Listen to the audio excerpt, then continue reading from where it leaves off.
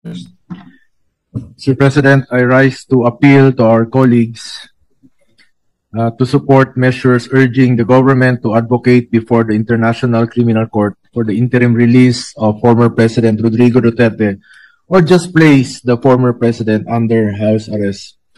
Mr. President, I believe that there comes a time when the measure of a nation is not in the strength of its laws, but in the depth of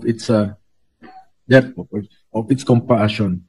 Ang tunay na malasakit, simpatya, at kalinga natin sa isa't isa ay ang totoong sukat ng ating makatarungan at makataong lipunan. Pilipino rin po si Tatay Digong. Last Saturday, nagpalabas po ng official statement si Vice President Sara Duterte hinggil sa insidente kung saan nadatnan ng mga personnel ng ICC detention facility si Tatay Digong na walang malay.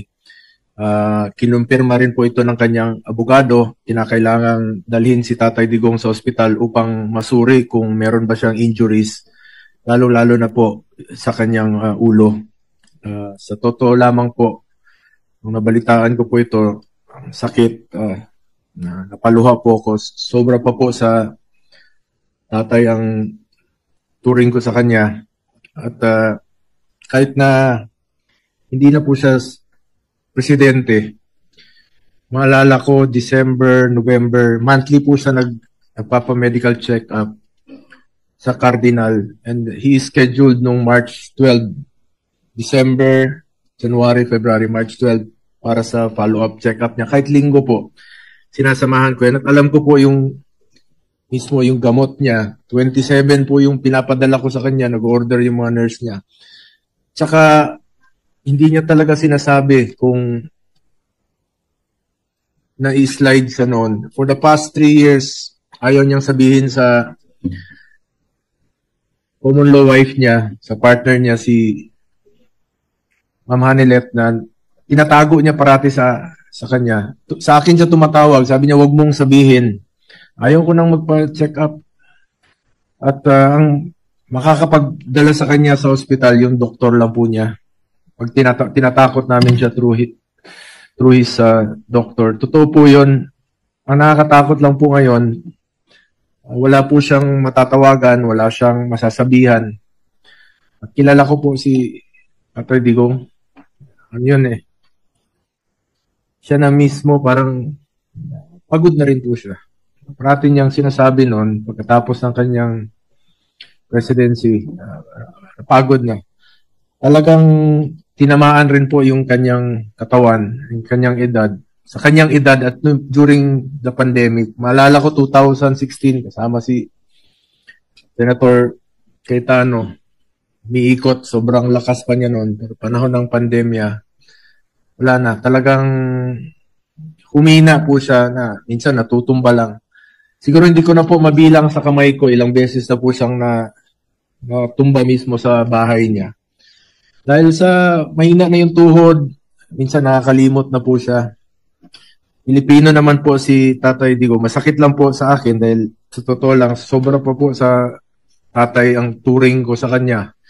Mas nakakasama ko po siya for the past 25 years kesa sa totoo kong tatay. Totoong tatay ko, 5 taon ko hindi nakikita. Tatay Digong, 350 out of 365 days. Nakakasama ko until 2022 dahil tapos na po ko yung termino niya at may trabaho naman po ako dito sa Senado. Ang nakakalungkot po dito, baka God forbid, meron pang mas malalang mangyari sa susunod sa kanya. Mas nakakatakot po yun kung doon po mangyari ito sa ibang bansa. Ako po'y nakikiusap sa ating mga kasamahan, kahit nga sabi ni Senator Bato, suntok sa buwan po ito. Bago po huli ang lahat, sana po'y maramdaman naman niya yung ating suporta. Kahit paano naman po'y naglingkod po siya sa atin ng 6 na taon ng buong puso. Hindi na po tatakbo ng presidente, dapat yun. Pero sa hindi po inaasahang pagkakataon, tumakbo po siya at pili po ng Pilipino.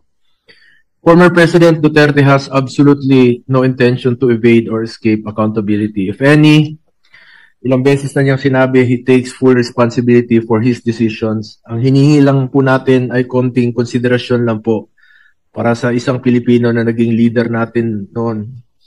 Na talaga naman pong binigay niya po ang lahat para sa ating mga kababayan. Di po ako titigil sa aking pakikiusap sa lahat. Let's bring him home. Hindi po sanay mag-isa si former President Duterte. Mahirapan talaga yon. At hindi ko po alam kung hanggang kailan niya po matitiis na mag-isa. 2 araw lang, naghahanap ng kausap yon, naghahanap ng mapupuntahan. Sana po magkaisa po ang Pilipino. Sana po wag nating ipagkait kay Pangulong Duterte ang karapatang dito na po tumanda sa atin. Sana po ay matuldukan na po ang pagkawatak-watak nating mga Pilipino. Ang gulo na po ng ating bayan. Mas lalong gugulo po kung mayroong mangyari sa kanya. Once again, I'm appealing to our colleagues to support and call for the house arrest of former President Duterte. Kung ano man pong pwede nating maitulong sa kanya bago huli na po ang lahat. Maraming salamat po, Mr. President.